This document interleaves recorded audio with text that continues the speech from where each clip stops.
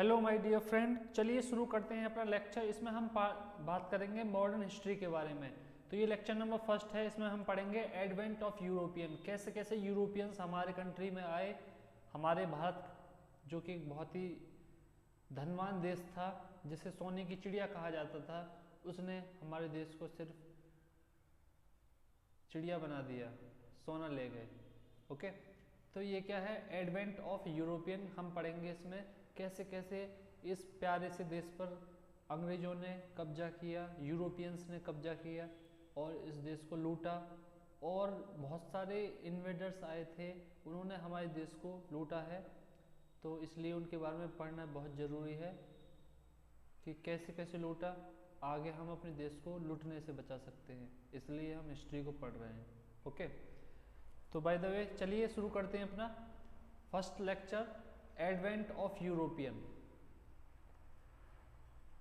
ये दो थंबनेल में एक क्रांतिवादी हैं और एक शांतिवादी। ओके, चलिए तो हम पहले जान लेते हैं कि जो हमारे देश में फॉरेनर्स आए थे उनका उद्देश्य क्या था। कुछ फॉरेनर्स तो ऐसे थे जो हमारे देश को सिर्फ लूटने के मतलब से आए थे, और कुछ ऐसे थे जो यहाँ आए और सेटल्ड हो गए। ठीक है, जैसे हम देखते हैं कि जो यहाँ आए और सेटल्ड हो गए वो कौन थे, मुगल्स, जो कि भारत में आए और उन्होंने युद्ध किया और जीता और भारत में ही सेटल हो गए। मतलब कि हम कह सकते हैं वो क्या कैसे हो गए, इंडियनाइज हो गए, अपने आप को उन्होंने इंडियनाइज कर लिया।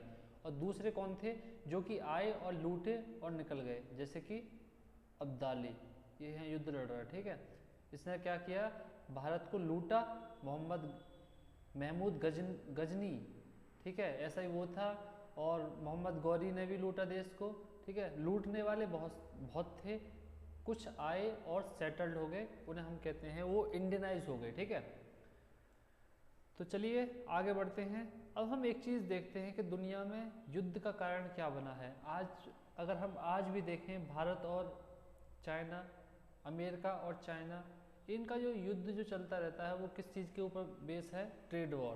मतलब कि उनमें आपस में क्या रहती है, ट्रेड वॉर रहती है। तो ट्रेड एक ऐसी चीज़ है जिसने हमेशा से युद्ध भी करा और उसने प्रॉस्पर भी करे लोग। ठीक है, तो हम देखते हैं कि जब हम एंशियंट हिस्ट्री पढ़ते हैं कि उसमें इंडस वैली सिविलाइजेशन जो थी उसका इजिप्शियन और मेसोपोटामियन सिविलाइजेशन के साथ क्या था, एक ट्रेड था। ठीक है, तो जब उनका ट्रेड था तो उनका ट्रेड अच्छा खासा चल रहा था। लेकिन हम एक चीज़ जानते हैं कि जब ट्रेड होता है तो उसमें हिस्सा बांट भी होते हैं और फिर इसके बाद थोड़ी बहुत लड़ाई भी होती है। तो हम जान लेते हैं कि क्या हुआ था, कि यहाँ क्या था, रोमन एम्पायर का इस्टेब्लिशमेंट हुआ था। ठीक है, तो जब अच्छा खासा ट्रेड चल रहा था, लेकिन जब रोमन एम्पायर का इस्टेब्लिशमेंट हुआ तो उसने क्या करा, रोमन एम्पायर ने एशिया के लिए इस वाले रूट को भी क्या कर दिया, ओपन करा दिया। ठीक है, इस वाले रूट से क्या होती थी, ट्रेडिंग्स होती थी। तो ये क्या था, रोमन एम्पायर ने इसको यूज़ किया। लेकिन क्या होता है, 7th सेंचुरी में रोमन एम्पायर का क्या हो जाता है, डिक्लाइन हो जाता है।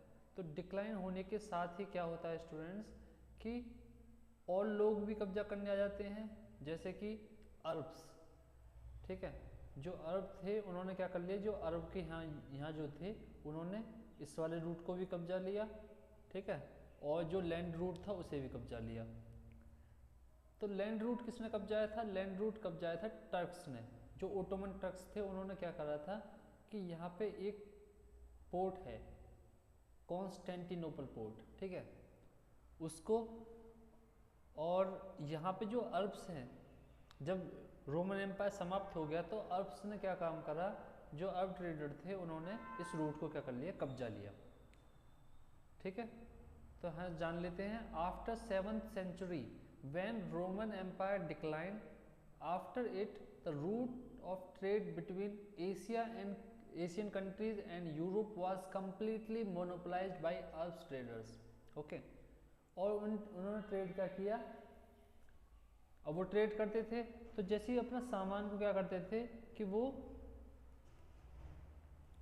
सीधा यहाँ से यहाँ भेजते थे, ठीक है, यहाँ भेज दिया, इन पोर्ट्स पे भेज दिया। तो ये पोर्ट वाले भी बहुत चालाक थे, वो का काम करते थे कि जो इनको टैक्स दिया उसे जोड़कर और अपना प्रॉफिट जोड़कर और ऊपर बेचते थे, नॉर्दर्न यूरोप में उसे बेचा करते थे। तो यहाँ पे 2-3 कंट्री जो थी बहुत ज़्यादा प्रॉस्पर हो गई थी, एक तो वेनिस, ओके, एक जिनेवा। तो जिनेवा वेनिस जो है ये कैसी हो गई थी, बहुत ज़्यादा प्रॉस्पर हो गई थी, क्योंकि ये ही अपने नॉर्थन यूरोप में इनको सेल किया करती थी।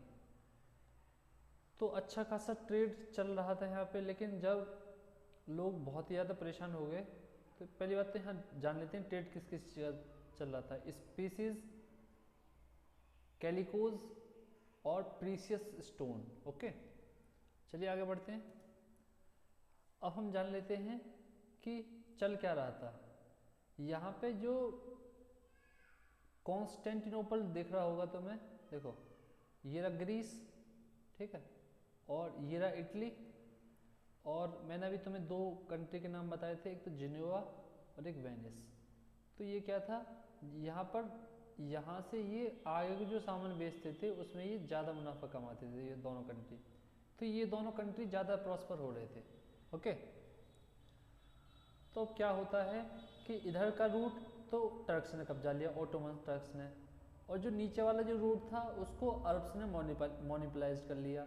तो अब क्या बचा, अब जो यूरोपियन जो थे, जो नॉर्दर्न यूरोपियन थे, उनके पास ऑप्शन क्या बचा कि भाई अब कोई दूसरा रूट ढूंढो, वरना यहाँ तो हम हो गए परेशान, ओके।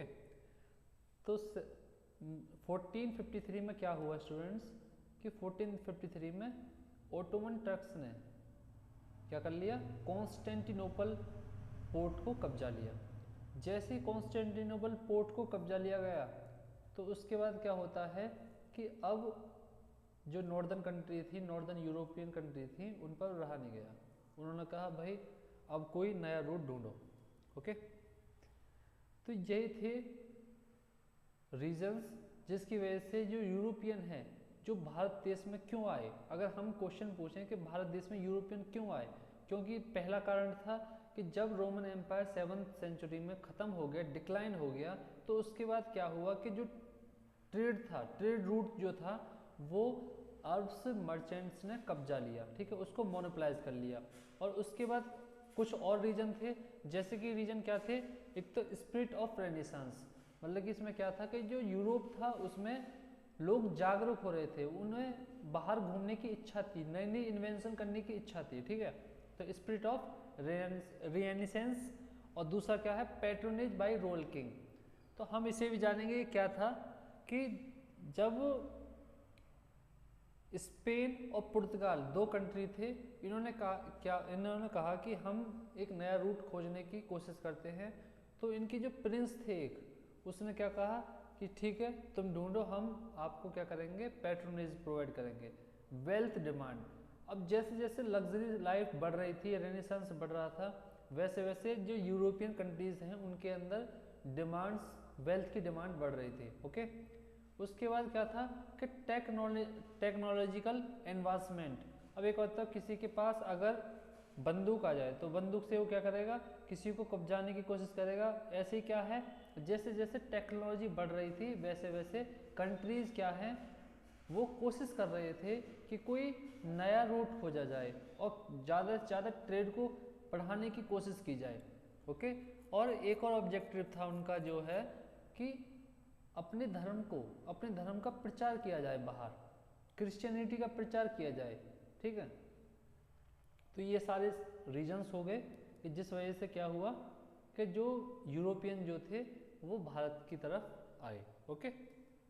अब हम जान लेते हैं कि जैसा कि हमें पता है कि वेनिस और जेनेवा जो है बहुत ही ज़्यादा प्रॉस्पर हो रहे थे।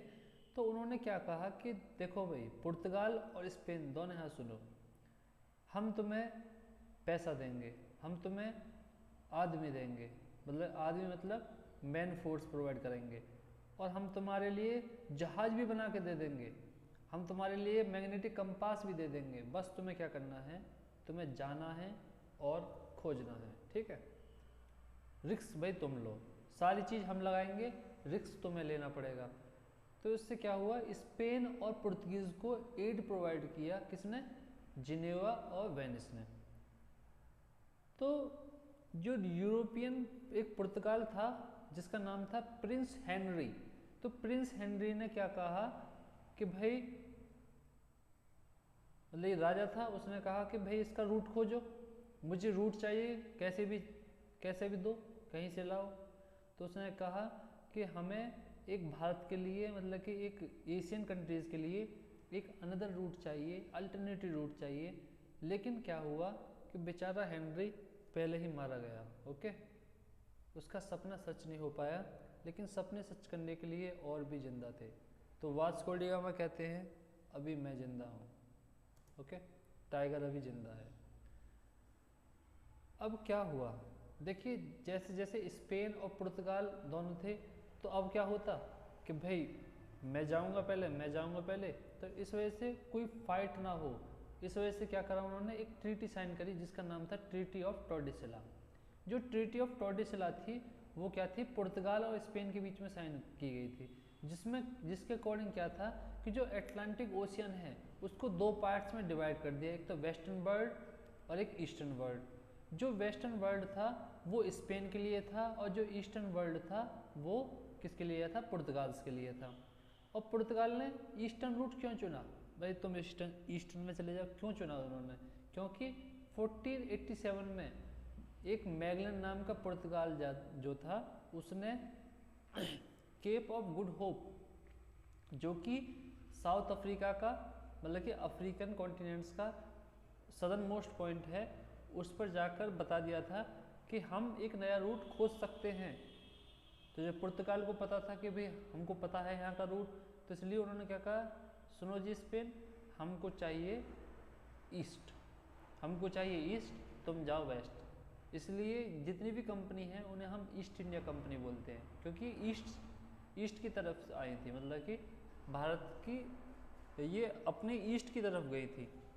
जिसे पुर्तगाल से ईस्ट जाएगा तो वो कहेगा पुर्तगाल east India company.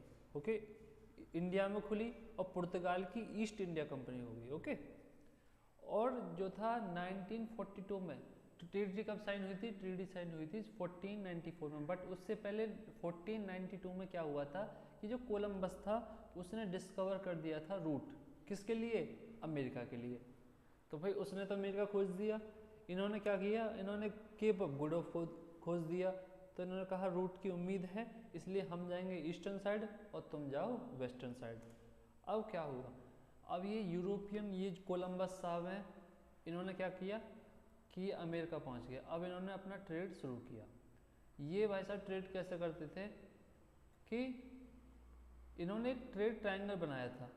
Trade triangle कैसे कि यूरोप से जब ये आते थे तो ये क्या लेके आते थे, fire arms, cloth, salt etcetera, ठीक है। और जब ये यहाँ से अफ्रीका से लेके जाते थे वो क्या ले जाते थे, स्लेव्स, गुलामों को लेके जाते थे। और जब ये यहाँ से क्या करते थे, यहाँ पे क्रूड ऑयल यहाँ से निकाला और प्रोडक्ट बनाया और अपने देश में यूरोप में ले गए और यूरोप में जाके सेल कर रहे हैं। ओके, तो ये क्या था इनका ट्रेड ट्रायंगल, इसको बोलते हैं ट्रेड ट्रायंगल। चलिए आगे बढ़ते हैं। अब जो वास्को डी गामा जो है, वास्को द गामा जो है 1498 में उसने क्या किया, एक रूट खोजा, ठीक है, रूट खोजा और इसने कहाँ पहुँच गया, भारत पहुँच गया at a port of Calicut in 1498 में क्या हुआ, ये अफ्रीका पहुँच जाता है, वो अफ्रीका नहीं इंडिया पहुँच जाता है, केरला में कालीकट के पोर्ट पर, मतलब कालीकट के तट पर। ओके, चलिए आगे बढ़ते हैं। अब हम क्रोनोलॉजी देखते हैं कि कैसे कैसे यूरोपियन हमारे देश में आए। सबसे पहले आए पुर्तगीज, उसके बाद आए डच, उसके बाद आए इंग्लिश, फिर आए डेनिश, फिर आए फ्रेंच। ओके, तो यहाँ समझिए कि इसे याद करने का क्या तरीका है। पी फॉर पुर्तगीज, तो PDEF, आप जो एक डी है उसको साइलेंट रखोगे। इसको याद करने का तरीका, P for Portugal, D for Dutch, E for English, D for Danish और F फॉर फ्रेंच। तो PDEF इस क्रोनोलॉजी को याद करने के लिए ये एकमात्र तरीका नहीं है, तुम अपना तरीका खुद भी बना सकते हो, लेकिन जो मैंने याद किया हुआ है PDEF उसकी फॉर्म में याद किया हुआ है। तो लेकिन आई किस क्रोनोलॉजी में थे? PDEF,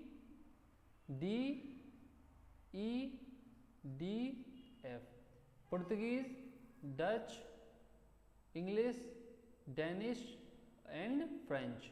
लेकिन उन्होंने फैक्ट्री किस हिसाब से स्टेब्लिश करी? सबसे पहले 1600 में 1600 AD में ईस्ट इंडिया कंपनी ने अपनी फैक्ट्री को स्टेब्लिश करा। देखो रियल में फैक्ट्री इन्होंने स्टेब्लिश नहीं करी थी, इन्होंने 1600 AD में एक चार्टर एक्ट मतलब कि ग्रांट किया था, जिसके अकॉर्डिंग ये फैक्ट्री को स्टेब्लिश कर सकते थे। और डच ईस्ट इंडिया कंपनी ने 1602 में, okay, Danish east India company ने 1616 AD में, और जो पुर्तगीज थे उन्होंने 1628 में आए सबसे पहले थे, और उन्होंने 1628 में जाके अपनी फैक्ट्री को स्टेब्लिश करा। और जो फ्रेंच ईस्ट इंडिया कंपनी है वो हुई 1664 में, और स्वीडिश जो कि आए भी नहीं थे लेकिन आए थे कभी ना कभी, इन्होंने कब अपनी फैक्ट्री स्टेब्लिश करी? 1731 में। तो स्टूडेंट्स आज हमने क्या पढ़ा? देखिए हमने सबसे